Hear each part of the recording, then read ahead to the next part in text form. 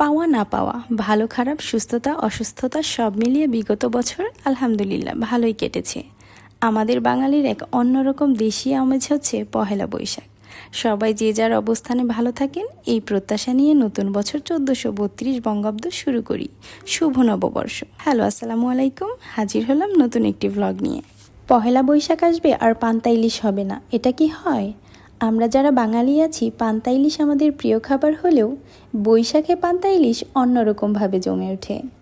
আমরা যারা বাঙালি আছি আমরা যে শুধু পান্তা ভাতের সাথে ইলিশ মাছ খাই তা কিন্তু নয়।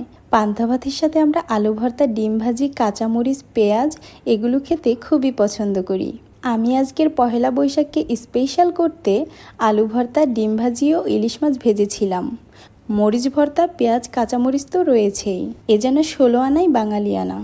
আজকে আমি আমার বাসায় কিভাবে পান্তা ইলিশ খাওয়া হয় আপনাদেরকে দেখাবো। প্রথমে আলু ভর্তা বানানোর জন্য শুকনা মরিচ ভেজে নিয়েছিলাম এবং এরপরে পেঁয়াজ ভেজে নিয়েছিলাম। এরপর আমি ডিম ভাজি করেছিলাম। তো আলু ভর্তায় আমি ধনেপাতা ও সরিষার তেল ব্যবহার করেছি এবং এই আলুগুলো হলো রংপুরের বিখ্যাত লাল আলু। এই আলুর ভর্তাটা খেতে খুবই মজাদার হয়। আমি বাজারের অন্যান্য আলুর থেকে এই আলুটা খেতে খুব বেশি পছন্দ করি। এরপর বাঙালির সবচেয়ে পছন্দের ইলিশ মাছ ভেজে নিয়েছি। ইলিশ মাছ কাটার সময় আমি ডিম দেখে অবাক হয়ে গিয়েছিলাম, কারণ আমি এক্সপেক্টই করিনি এর ভেতর থেকে ডিম বেরোবে। ও হ্যাঁ, সর্বপ্রথম কিন্তু আমি পান্তা ভাতটা লেবুর রস দিয়ে ভিজিয়ে রেখেছিলাম।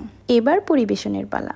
আমার বাসায় পান্তা ভাত দুভাবে খাওয়া হয়, কারণ সবার পছন্দের ধরন আলাদা। এক হলো প্লেটে একে একে সব কিছু নিয়ে হাতে মেখে খাবে। আবার কয়েকজনের পছন্দ হলো পান্তা ভাত আগেই লবণ মরিচ ভর্তা দিয়ে মেখে রেখে দিব, তারপর প্লেটে নিয়ে একে একে সব ভর্তা দিয়ে মেখে খাবে। ভর্তা দিয়ে ভাতগুলো মেখে কিছুক্ষণ রেখে দিলে খেতে অনেক বেশি মজা হয়। আজ এ পর্যন্তই। সবাই ভালো থাকবেন, সুস্থ থাকবেন। ভিডিওটি যদি আপনাদের ভালো লেগে থাকে অবশ্যই একটি লাইক দিয়ে যাবেন। আল্লাহ হাফেজ।